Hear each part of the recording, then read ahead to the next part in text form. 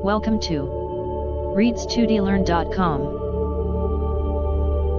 अस्सलाम वालेकुम दोस्तों, मैं हूं इमरान सैयद और आप देख रहे हैं रीड स्टडी लर्न। आज के इस वीडियो ट्यूटोरियल के अंदर हम लोग सीखेंगे जो कि HTML5 एंड CSS3 का लेक्चर्स जो हैं वो चल रहे हैं। आज हम इस ट्यूटोरियल के अंदर सीखेंगे कि हम किस तरह जो है अपने हेडिंग एंड पैराग्राफ को जो है वो बाय कोड HTML के अंदर जो है वो कर सकते हैं। तो सबसे पहले मैं एक काम करूँगा कि मैं Notepad++ को ओपन करूँगा।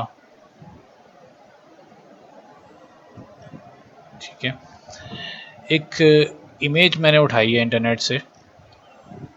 ठीक है, इसके अंदर क्या चीज़ है कि आप देख रहे होंगे यहाँ पर इस साइड पे ये आपको दिख रहे हैं टोटल हेडिंग साइजेस हैं। ये डिफ़ॉल्ट कोड हैं HTML के। अभी इसको मैं कोड करना सिखाऊंगा आपको। इनको कहते हैं डिफ़ॉल्ट कोड्स। ये भी एक कोड है यानी कि टैग है आपके HTML का, जो कि इस्तेमाल किया जाता है हेडिंग के लिहाज से। Create a level 1 heading with context in bold at 200% of the base font size. यानी कि H1 अगर आप किसी टेक्स्ट के सराउंडिंग जो है, अगर आप किसी टेक्स्ट को सराउंडेड करते हैं इनसाइड H1 टैग, तो वो क्या किस तरह से डिस्प्ले होगा। एक तो उसका फ़ॉन्ट साइज़ जो है वो क्या होगा 200% होगा और साथ में वो बोल्ड होगा।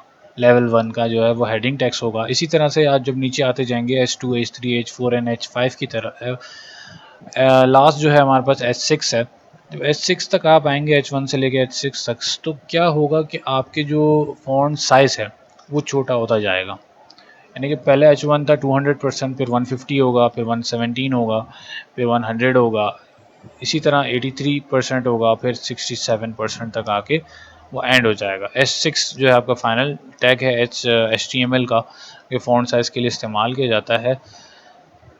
फिर एक है आपके पास पैराग्राफ का टैग, यानी कि जिस तरह से आप MS वर्ड या आपने कभी काम किया हुआ माइक्रोसॉफ्ट वर्ड वगैरह के अंदर, तो क्या होता है वहाँ पैराग्राफ के एक जो है आप अपने टेक्स्ट को जो है पैराग्राफ की शक्ल में डिस्प्ले कर रहे होते हो। तो पैराग्राफ की शक्ल में ये भी जो है आपका P का जो टैग है वो इस्तेमाल किया जाता है। आप किसी टेक्स्ट को जो है अगर पैराग्राफ के फॉर्मेट में डिस्प्ले करना चाहते हैं तो आप इस्तेमाल करते हैं इस P के टैग को। ठीक है, तो चलते हैं हम नोटपैड के अंदर और अपना डॉक्यूमेंट को जो है वो स्टार्ट करते हैं। सबसे पहले हम क्या करेंगे, हेड का टैग ओपन कर लेते हैं एंड हेड का टैग क्लोज कर लेते हैं। इसी तरह से बॉडी का टैग ओपन करते हैं और बॉडी के टैग को हम लोग क्लोज कर लेते हैं। ठीक है, H1 के अंदर हम लोग टाइटल टैग पर से सबसे पहले बनाते हैं। क्या टाइटल रखेंगे, how to code heading and paragraph in HTML5।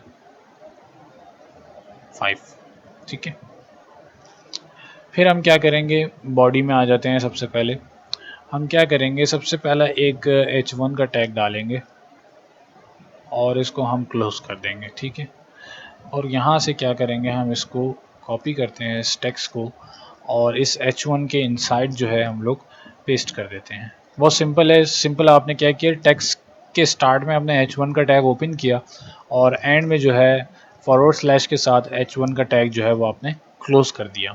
ठीक है, ये H1 था। अब एक और आपको मैं दिखाता हूँ H3। इसके अंदर भी हम लोग H3 कर देते हैं क्लोज। ठीक है, फिर हमारे पास आ जाते हैं, बल्कि मैं सीरीज़ में लेके चलता हूँ ताकि आपको फ़र्क पता लगे कि इसका फ़र्क है क्या बेसिकली। इसी तरह से H4 एंड H4 को क्लोज कर दें, फिर H5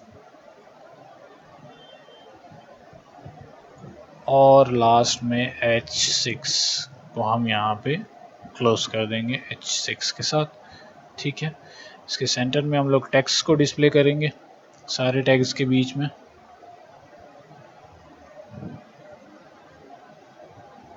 ये तो था हमारे हेडिंग टैग्स जो हमने यहाँ पे टाइप कर दिए। लास्ट में हम क्या करेंगे, अपना पैराग्राफ टैग भी डिस्प्ले करेंगे।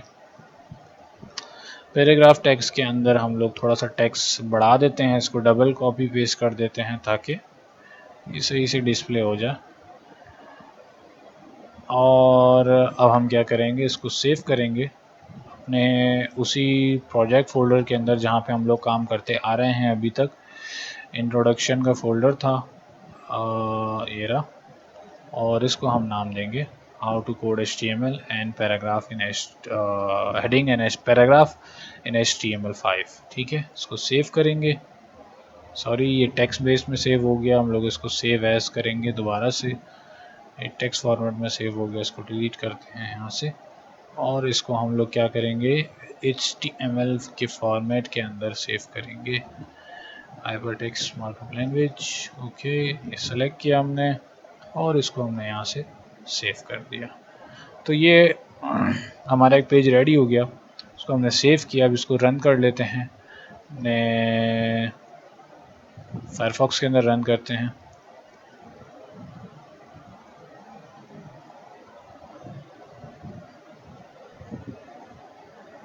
ठीक है, अब मैं इसको आपको एक साइड बाय साइड करके डिस्प्ले करता हूँ कि ये बेसिकली काम कैसे कर रहा है। ठीक है, सबसे पहले हमारे पास क्या टैग यहाँ पे टैक्स आ रहा है H1 का। H1 का आप साइज़ देख रहे हैं कितना बड़ा है। उसी तरीके से टोटल H6 तक जो है वो हेडिंग टैग्स चल रहे हैं, जो कि यहाँ से लेके H6 तक जो है आपके पास टोटल हेडिंग टैग्स आ गए 1 2 3 4 5 6। तो यहाँ से स्टार्ट लिया 1 2 3 4 5 एंड 6। ठीक है, और लास्ट में हमारे पास क्या है, पैराग्राफ टैग। सिंपल पैराग्राफ इस्तेमाल किया हमने एक पैरा बनाने के लिए। पैराग्राफ का मेन मकसद क्या होता है कि आपका एक ब्लॉक ऑफ कोड को उसका स्टार्टिंग पॉइंट ये डिफ़ाइन करता है और एक एंडिंग पॉइंट उसका डिफ़ाइन करता है, यानी कि जहाँ से पैराग्राफ टैग ओपन हुआ है और जहाँ पे वो क्लोज़ हुआ है, तो उस पैराग्राफ टैग की ओपनिंग और क्लोजिंग के अंडर जितना भी टेक्स्ट है, पैराग्राफ टैग बेसिकली HTML के अंदर करता क्या है कि जो टेक्स्ट उस पैराग्राफ टैग के अंदर मौजूद है उसका एक एंडिंग डिफ़ाइन करेगा और एक ओपनिंग डिफ़ाइन करेगा। अब एंडिंग के बाद जो भी टैग्स है वो न्यू लाइन से स्टार्ट होगा, क्योंकि पीछे जो एंडिंग टैग क्लोज हुआ है वो पैराग्राफ का था, और पैराग्राफ टैग जब क्लोज होता है तो उसका बेसिक मकसद यही होता है कि आप इस लाइन को यहीं ब्लॉक कर दो और नेक्स्ट लाइन से आप अपना टेक्स्ट स्टार्ट करो, क्योंकि ये मेरी लाइन है और मैं पैराग्राफ टैग हूँ और मैंने स्टार्टिंग पॉइंट ये रखा है और एंडिंग पॉइंट ये रखा है। तो जो एंडिंग लाइन है ये मेरी पूरी एंडिंग लाइन है, तो आप अपना नेक्स्ट काम जो है वो नेक्स्ट लाइन से शुरू करो। तो पैराग्राफ टैग का बेसिकली मकसद ये होता है। अब फ़र्ज़ करें मैं आपको एक डेमो दिखाता हूँ कि मैं करता ये हूँ। अभी आप यहाँ देख रहे हैं कि इस जगह पे स्पेस बाकी है, तो अगर मैं यहाँ पर पैराग्राफ टैग के क्लोज़ होने के बाद, जैसे फ़र्ज़ करें मैं इसको एंटर करके नीचे ले आता हूँ।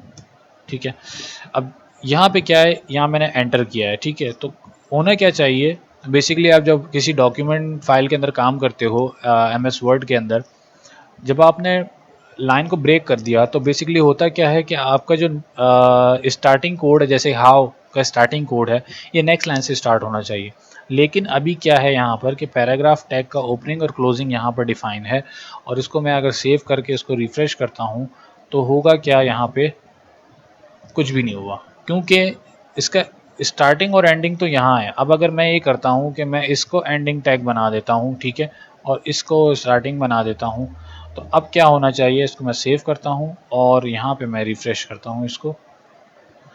2 पैराग्राफ बन गया हमारे पास।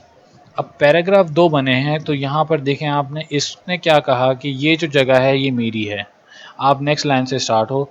तो इसने क्या किया, इसने नेक्स्ट लाइन से काम करना शुरू कर दिया। अब जैसे कि HTML5 ने यहाँ पर नेक्स्ट पैरा ने क्या कहा है कि ये जो लाइन है ये मेरी है। अब अगर मैं इसके आगे टाइप करता हूँ कुछ भी, ठीक है, और उसको मैं सेव करता हूँ और उसको मैं रिफ़्रेश करता हूँ दोबारा से, तो अब इसने क्या किया, उसको नेक्स्ट लाइन से स्टार्ट किया, क्योंकि ये लाइन जो है वो रिजर्व कर ली है पैराग्राफ टैग ने।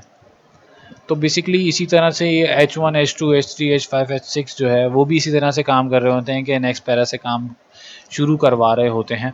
और दूसरा मेन मकसद जो हेडिंग टैग्स का है कि वो परसेंटेजेस में जो है इनको बैकएंड के ऊपर वो क्या कहते हैं आपके पास साइज़ ऑफ फ़ॉन्ट साइज़ या और थिकनेस जो है वो इनको डिफाइंड है इन H1 H2 H3 बैकएंड के ऊपर, जो कि इसके पीछे कोड है वो बेसिकली इसी तरह से डिफ़ाइन किया गया है कि इनको एज एन हेडिंग आप इस्तेमाल करें।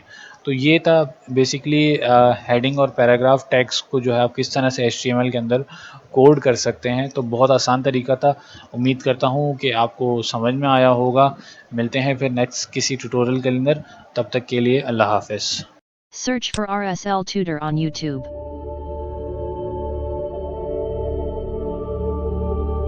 Click RSL Tutor. Now click on subscribe button. For getting instant update about our videos, don't forget to click on the bell icon.